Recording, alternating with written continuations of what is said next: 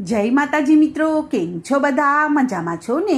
હું છું સોનલ. સ્વાગત છે તમારું આપણી યુટ્યુબ ચેનલ ચામુંડા સ્ટુડિયોઝમાં. મિત્રો, આજે હું તમારી સમક્ષ લઈને આવી છું પુરુષોત્તમ માસની કથા, અધ્યાય 20મો, પુરુષોત્તમ વિધિ વિધાન. સૂત પુરાણી બોલ્યા કે હે મુનિશ્રેષ્ઠો, દ્રઢધન્વાએ વાલ્મીકી ઋષિ સાથેથી પોતાના પૂર્વજન્મનો વૃત્તાંત સાંભળી અને પ્રશ્ન કર્યો કે હે ઋષિવર, મેં પૂર્વજન્મમાં તો આ વ્રત કર્યું હતું, પણ આ જન્મમાં અત્યારે મને તે યાદ નથી, માટે મને પુરુષોત્તમ માસના વિધિ અને વિધાન કહો. વાલ્મીકી ઋષિએ દ્રઢધન્વાને જે કહેલ છે તે હું તમને કહું છું. પુરુષોત્તમ માસમાં સવારે વહેલા ઉઠી શૌચ સ્નાનથી પરવારી ઈશ્વરનું આરાધન કરવું. રવિવારે દાંતણનો નિષેધ હોવાથી માત્ર પવિત્ર જળથી 12 કોગળા કરવા. સમુદ્ર તીરે કે તીર્થમાં સ્નાન થાય તો તે ઉત્તમ ગણાય છે. તેમ ન બની શકે તો નજીકમાં કોઈ પણ નદી, તેમ પણ ન બની શકે તો નજીકમાં કોઈ તળાવ કે કૂવામાં સ્નાન કરવું. આ સ્નાન મધ્યમ મનાય છે, જ્યારે ઘેર સ્નાન કરવું તે સામાન્ય કોટીનું મનાય છે. વ્રત કરનારે પવિત્ર વસ્ત્ર પહેરવા જોઈએ. શિખા બંધન કરી અને દર્ભની પવિત્રી પહેરીને આચમન કરવું. પછી ખંભે ઉપવસ્ત્ર નાખી અને પૂર્વ અગર ઉત્તરાભિમુખ બેસી અને હાથ જોડી અને પ્રાર્થના કરવાનું. આચમન કર્યા પછી ગોપી ચંદનનું ઊભું તિલક કરવું અને કપાળમાં ગોપી ચંદનનું તિલક કે ચરણામૃતનું ઉર્ધ્વ પુંડ કરવું. તેની વચમાં ટપકું કરવું. આ ઉર્ધ્વ પુંડમાં લક્ષ્મી અને વિષ્ણુ રહે છે, જ્યારે ત્રિપુંડમાં શિવ પાર્વતી રહે છે. તે પછી પ્રાણાયામ કરી અને સંધ્યા કરવી. સૂર્ય ઉગ્યા પછી ગાયત્રીનો પાઠ કરવો. આટલી વિધિ કર્યા પછી પુરુષોત્તમ ભગવાનની પૂજાની શરૂઆત કરવી. બેસવાની જગ્યાએ ગાયના છાણથી લીપવી અને તેના ઉપર સોના, રૂપા, તાંબા કે માટીનો ઘડો મૂકવો. આ ઘડામાં ગંગા, ગોદાવરી, કાવેરી, સરસ્વતી વગેરેનું આવાહન કરી અને પુષ્પ, ચંદન, અક્ષત, અર્ધ્ય, ધૂપ, દીપ, નૈવેદ્ય આદિથી કળશનું પૂજન કરી અને તેના ઉપર તાંબાનું તરભાણું ઢાંકી દઈ અને તેના ઉપર પીળું વસ્ત્ર ગોઠવવું. તેના ઉપર શ્રીહરિની ધાતુની મૂર્તિ ગોઠવવી અને પછી ભક્તિભાવથી તેમની પૂજા કરવી. મનુષ્યના આયુષ્યનો કોઈ પણ ભરોસો નથી. લક્ષ્મી ચંચળ છે, જુવાનીને ઓસરતા વાર લાગતી નથી. માયા બંધક છે. આ બધાને ચલાયમાન અને ક્ષણભંગુર સમજી અને ધર્મ પાલન કરી અને પ્રભુનું ધ્યાન ધરવું જોઈએ. આ માસમાં થોડા ધનનું દાન કરવાથી પણ ઘણું બધું પુણ્ય મળે છે. આ માસમાં સ્નાન, ધ્યાન, દાન, જપ, પૂજન આદિ કરવા. બધી નદીઓમાં ગંગા ઉત્તમ છે. વૃક્ષોમાં કલ્પવૃક્ષ, રત્નોમાં ચિંતામણી, ગાયોમાં કામધેનુ, પુરુષોમાં રાજા, શાસ્ત્રોમાં વેદ, તેમજ વ્રતો કે પુણ્યમાં પુરુષોત્તમ માસ જેવો કોઈ ઉત્તમ વ્રત નથી. બધા વ્રતોમાં પુરુષોત્તમ માસનું વ્રત સર્વોત્તમ ગણાય છે. શ્રી બૃહનારદીય પુરાણના પુરુષોત્તમ મહાત્મયનો પુરુષોત્તમ માસનો વિધિ વિધાન નામનો 20મો અધ્યાય સંપૂર્ણ. હવે આપણે પુરુષોત્તમ માસની પાવન કથા સાંભળીએ, જેનું નામ છે દેડકા દેવની કથા. એક ગામ હતું. તેમાં એક 60 વર્ષના ડોશીમાં રહેતા હતા. તેમને કોઈ પણ સંતાન ન હતું, ઉપરાંત કોઈ સગુવાલું પણ ન હતું અને વહાલું પણ કોઈ નહોતું. ઘેર બેઠા રેટીઓ કાતી અને તે પોતાનું ગુજરાન ચલાવતા હતા. કામ કરતાં કરતાં પણ તે પ્રભુનું સ્મરણ કર્યા કરતા હતા. રાત્રે કથા થતી તેમાં તે જમીને બેસતા હતા.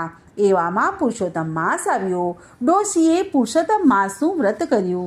તે તો દરરોજ સવારે વહેલા ઉઠી નદીએ બધાની સાથે સ્નાન કરવા જાય, કાંઠા ગોરમાનું પૂજન તથા કથા અને વાર્તા સાંભળે, સમય હોય તો શિવાલયમાં દર્શન કરવા જાય, ત્યાં પાય પૈસો મૂકી અને ઘેર આવે, પછી પોતાનો રેટિયો કાતવા બેસી જાય, સાંજ થતાં રસોઈ કરે અને એકટાણું કરે, થાકી જાય તેથી રાત્રે કથામાં ન જાય. આવી રીતે આખો દિવસ કામમાં રહેવાથી ડોશીને વિચાર આવતો કે જો મારો દીકરો હોત તો તેને પરણાવત અને તેની વહુ આવત અને તે ઘરનું બધું કામકાજ કરત અને છોકરો કમાતો હોત તો મારે કોઈ આ બધી માથાકૂટ કરવી ન પડત. આખો દિવસ બેઠા બેઠા ભગવાનનું ભજન કર્યા કરત અને કથા વાર્તા સાંભળ્યા કરત. ડોશીનો આવો વલોપાત સાંભળી અને ભગવાન પુરુષોત્તમે વિચાર કર્યો કે આ ડોશીએ આખી જિંદગી મારી ભક્તિ કરી છે, માટે મારે એનો ભવ સુધારવો જોઈએ. એક દિવસ વહેલી સવારે ડોશી દાંતણ કાપવા ગયા. દાંતણ કાપતા કાપતા હાથમાં કાંટો વાગ્યો, તેનાથી હથેળીમાં ફોડલો થયો. વ્રત હોવાથી દરરોજ નદીએ નાહવા જવું પડે. પાણી અડે એટલે ફોડલો મોટો થતો જાય, પીડા વધતી જાય.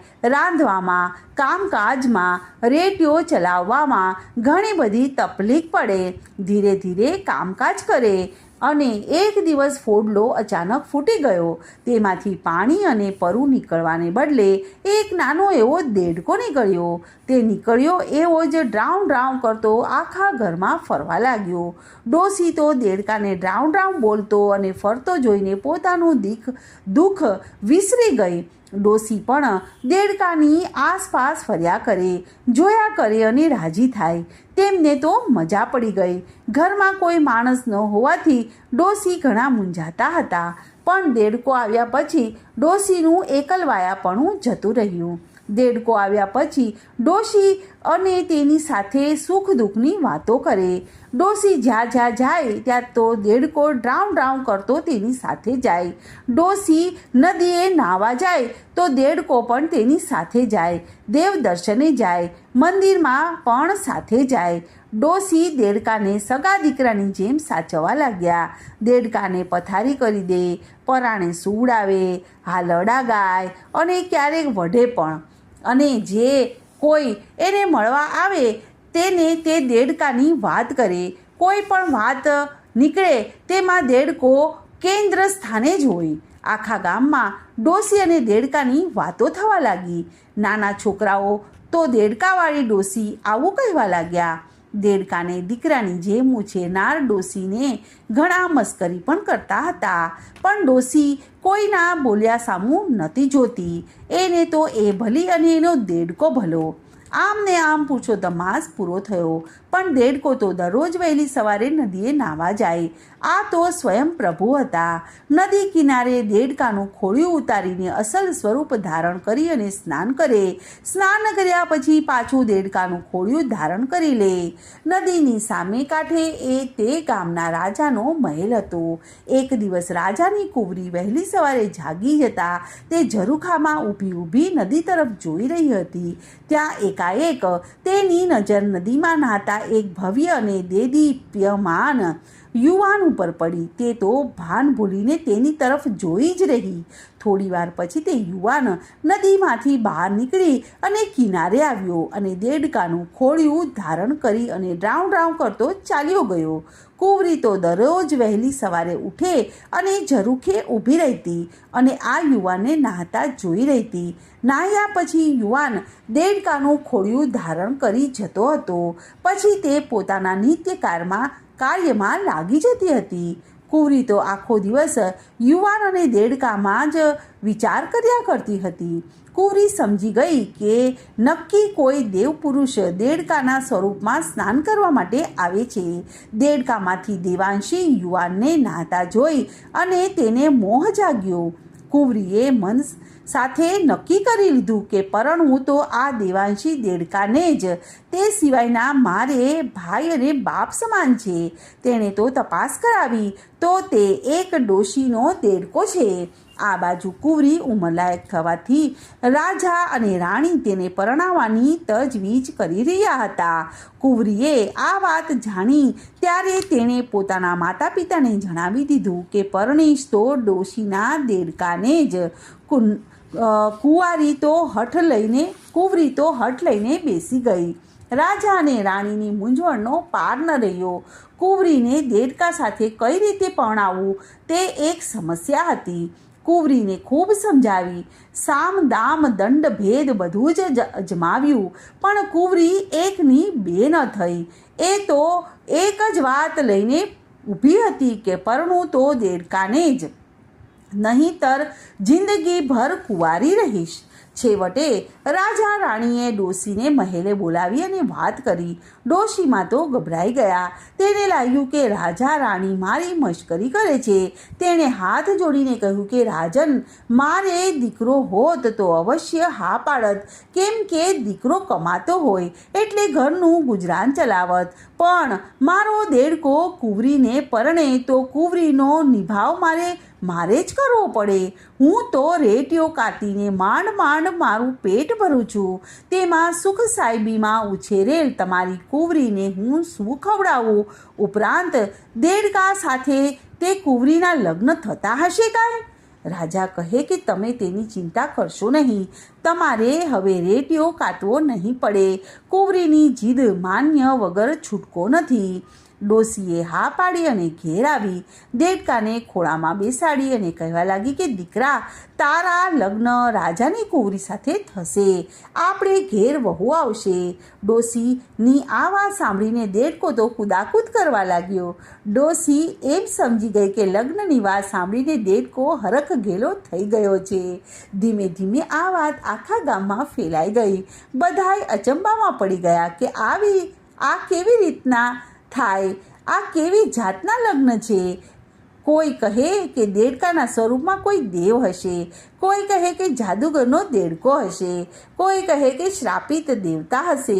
રાજાની કુંવરી તો હઠ લઈને પરણે છે એટલે જરૂર તેમાં કંઈક ઊંડો ભેદ હશે.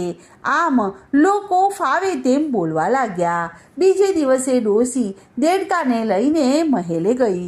કુંવરીના લગ્ન દેડકા સાથે થઈ ગયા. ડોશી દેડકાને અને વહુને અને મળેલ પહેરામણી લઈને ઘેર આવી. વરકન્યાને જોવા માટે લોકોના ટોળા ડોશીમાના ઘર આગળ એકઠા થવા લાગ્યા. રાજાએ સાથે મોકલેલ સિપાહીઓએ બધા લોકોને ત્યાંથી દૂર કર્યા. રાત પડી. ડોશી ઊંઘી ગઈ. કુંવરી જાગે છે. દેડકો તેને જોઈ રહ્યો છે અને મધરાત થતાં કુંવરીએ બે હાથ જોડી અને દેડકાને કહ્યું કે હે નાથ, હું તમારા અસલી સ્વરૂપને જાણું છું. તમે કોઈ દેવ છો. મેં તમને નદીમાં સ્નાન કરતા જોયા છે. માટે હું તમને વિનંતી કરું છું કે તમે તમારા અસલી સ્વરૂપમાં આવો. દેડકા સ્વરૂપે સ્વયં પુરુષોત્તમ ભગવાન હતા. તેઓ બોલ્યા કે હે કુંવરી, મારા અસલી સ્વરૂપને જાણવું હોય તો તારા પિતાને મહાયજ્ઞ કરવાનું કહે. તે 101 ગાયોનું દાન કરે, 100 બ્રહ્મ ભોજન કરાવે, અન્ન દાન, વસ્ત્ર દાન કરે, પછી હું મૂળ સ્વરૂપમાં આવીશ. કુંવરી તો સવાર પડતા જ મહેલે દોડી ગઈ. માતા પિતાને બધી વાત કરી એટલે તેમને આનંદ થયો. બીજે દિવસે રાજાએ મહાયજ્ઞ કર્યો અને કુંવરીની સૂચના મુજબ 1001 ગાયોનું દાન કર્યું, બ્રહ્મ ભોજન કરાવ્યું અને અઢળક અન્ન વસ્ત્રનું દાન કર્યું. યજ્ઞની પૂર્ણાહુતિ પછી કુંવરીએ પ્રાર્થના કરતા દેડકામાંથી સ્વયં પુરુષોત્તમ ભગવાન પ્રગટ થયા. આકાશમાંથી દુદુંભીઓના નાદ સાથે પુષ્પની વૃષ્ટિ થઈ. એવામાં વિમાન આવ્યું. તેમાં ડોશીમાં અને કુંવરીને બેસાડી અને પુરુષોત્તમ ભગવાન તેઓને વૈકુંઠ લોકમાં લઈ ગયા. ડોશી કેરો દેડકો નદીએ નાવા જાય, મંદિર જઈ દર્શન કરે એ પ્રભુ તણી કળાય. બોલો પુરુષોત્તમ ભગવાનની જય. કાઠાગોર માત કી જય. કૃષ્ણ કનૈયા લાલ કી જય.